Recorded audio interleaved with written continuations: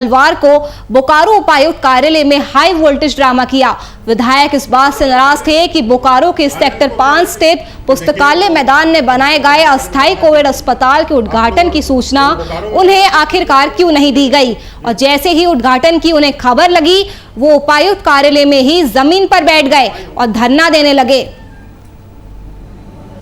Chief secretary ने कहा कि भाई ये जानकारी हम लोगों को नहीं थी, मुख्यमंत्री जी से बात करते हैं, कैसे ऐसा हुआ वो बात करते हैं। मैंने स्पष्ट रूप से कहा कि जो भी इसका दोषी होगा उस पर कार्रवाई होना चाहिए, और उन्होंने कहा, आग्रह किया कि आप धरने पे मत बैठिए, हम लोग इसको संज्ञान लेकर करवाते हैं। उन पे विश्वास करके उनकी बातों को जब मुख्यमंत्री इस बात को ले, और कंपनी इतना बड़ा औकात वाला नहीं रह गया कि उसके लिए हमको यहाँ धरना पड़े। एक बार के आंदोलन में तो उसका जो सीईओ है और उसका जितने भी पदाधिकारी सभी को यहाँ से कंपनी ने दूध में मक्खी की तरह निकाल करके बाहर फेंक दिया।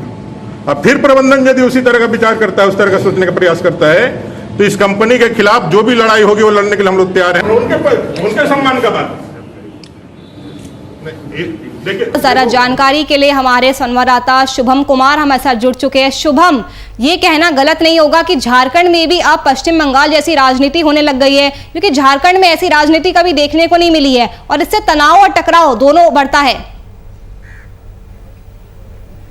बिल्कुल नुपुर, यह बात में कोई दोहराय नहीं है, क्योंकि जिस तरीका से जो दृश्य सामने आया था, बोकारो के चंदन कियारी विधायक अमर बावरी को एक कार्यक्रम में आमंत्रण तक नहीं दिया गया, और लगातार भारतीय जनता पार्टी के तरफ से, अमर बावरी के तरफ से हेमंत सरकार पर यह आरोप लगाया जा रहा है कि हेमंत सरकार के इस कार्यकाल में कॉरपोरेट घरानों का सरकार चल रहा है, और भारतीय जनता पार्टी को जिस तरीका से नकारा गया, क्योंकि एक टेंट अस्पताल, कोविड अस्पताल का वहाँ पर उद्घाटन था, बोकारो के वहाँ पर तमाम विधायक उपस्थित थे, बस एक की अनुपस्थिति थी जिनका नाम अमर बावरी, जो कि चंदन कियारी से भारतीय जनता पार्टी के विधायक हैं। नुपुर, सवाल सबसे बड़ा यह है, क्या झारखंड में मुख्यमंत्री हेमंत सोरेन की सरकार है, गठबंधन की सरकार है, कांग्रेस और राजद की अहम भूमिका वाली सरकार है, तो क्या भारतीय जनता पार्टी का कोई अस्तित्व नहीं है? सबसे बड़ा सवाल यह है। उसके बाद अमर बावरी ने रांची के बोकारो के उपायुक्त के कार्यालय में वहां पर जमीन में बैठकर धरना दिया और बस एक ही सवाल किया, आखिर क्या वजह थी कि मुझे बुलाया नहीं गया। अगर जिस तरीका से बात करें, उपायुक्त कार्यालय में तमाम विधायक भी उपस्थित थे, उस समारोह में भी तमाम विधायक उपस्थित थे, वहां पर तीसरी लहर को लेकर तमाम विचार विमर्श किए जा रहे थे। तो कहीं ना कहीं एक संवेदनशील घटना जरूर कह सकते हैं इसे, और ये पूरा मामला सामने आया है तो कहीं ना कहीं राजनीतिक इसमें बखूबी देखने को मिल रही है, राजनीतिक मामला इस पर तुल पकड़ता हुआ भी दिखाई दे रहा है। प्रदेश की राजनीति आपको रोकना चाहूंगी, क्योंकि हमारे साथ प्रदीप साहनी जी जुड़ चुके हैं, बीजेपी प्रवक्ता।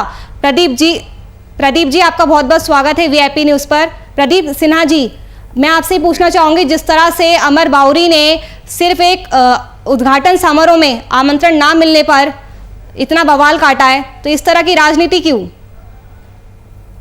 देखिए, क्षेत्र के जो विधायक होते हैं उनको अमूमन बुलाया जाता है किसी भी कार्यक्रम में। उपायुक्त के माध्यम से जब कोई कार्यक्रम, सरकारी कार्यक्रम हो, तो उस क्षेत्र के विधायक और सांसदों को बुलाया जाता है, आमंत्रित किया जाता है। लेकिन अब बावरी जी का मामला जो है, अगर उनको नहीं बुलाया, जिला प्रशासन को स्पष्ट करना चाहिए कि किन कारणों से नहीं बुलाया। और जहां तक प्रश्न है कि अमर बावरी जी ने उपायुक्त कार्यालय के समक्ष धरना दिया, तो एक लोकतांत्रिक अधिकार है अपना विरोध प्रकट करने के लिए। किसी तरह का उन्होंने हंगामा नहीं किया, जो लोकतांत्रिक प्रक्रिया है उसके तहत अपना विरोध दर्ज कराया है उन्होंने। तो प्रदीप जी, ऐसा कोई स्पेसिफिक कारण है जिसकी वजह से उनको नहीं बुलाया गया? अब ये तो उपायुक्त महोदय ही बता पाएंगे कि किन कारणों से किसी जनप्रतिनिधि को नहीं बुलाया गया, और अगर अन्य लोगों को बुलाया गया उस क्षेत्र से, इनको नहीं बुलाया गया, तो मैं समझता हूँ कि उपायुक्त महोदय ही इस पर बेहतर स्पष्टीकरण दे पाएंगे। प्रदीप जी, आपका बहुत बहुत शुक्रिया हमारे साथ जुड़ने के लिए।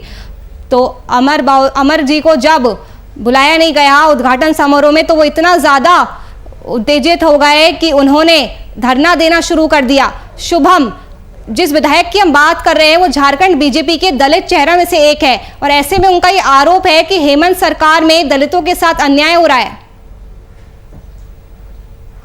बिल्कुल, ये आरोप कहीं ना कहीं आज भारतीय जनता पार्टी के तरफ से भारतीय जनता पार्टी के प्रदेश अध्यक्ष दीपक प्रकाश ने भी हेमंत सरकार पर यह आरोप लगाया, क्योंकि आज बिरसा भगवान की पुण्यतिथि है, और पुण्यतिथि को लेकर जब हमने सवाल किया था, ग्राउंड रिपोर्ट पर जब हमने सवाल किया था कि बिरसा भगवान के परिवार को आज भी वह घर और पानी के लिए तरस रहे हैं, तो कहीं ना कहीं उन्होंने शुरू से ही हेमंत सरकार पर आदिवासियों को छलने का यह आरोप लगाया है। और कहीं ना कहीं अमर बावरी के साथ जो बोकारो में घटनाक्रम हुई है उसके लिए कौन जिम्मेदार है, क्या जिला प्रशासन जिम्मेदार है कि हेमंत सरकार के उन तमाम पदाधिकारी गण जिम्मेदार हैं? ये बड़ा सवाल है और ये देखना होगा कि ये राजनीतिक मामला अब कहां तक तूल पकड़ता हुआ दिखाई दे रहा है। हालांकि इसकी शुरुआत आज से हो चुकी है, अब यह देखना होगा कि यह राजनीतिक मामला अब कितना बनते हुए दिख रहा है और इस पर आरोप और प्रत्यारोप कितना देखते हुए मिल सकता है। जी बिल्कुल बिल्कुल शुभम, ये अब ये देखना होगा बिहार में अब इसको, झारखंड में इसको लेकर अब कितनी ज़्यादा सियासत गर्माती है। चलिए, शुक्रिया आपका तमाम जानकारी हमसे साझा करने के लिए।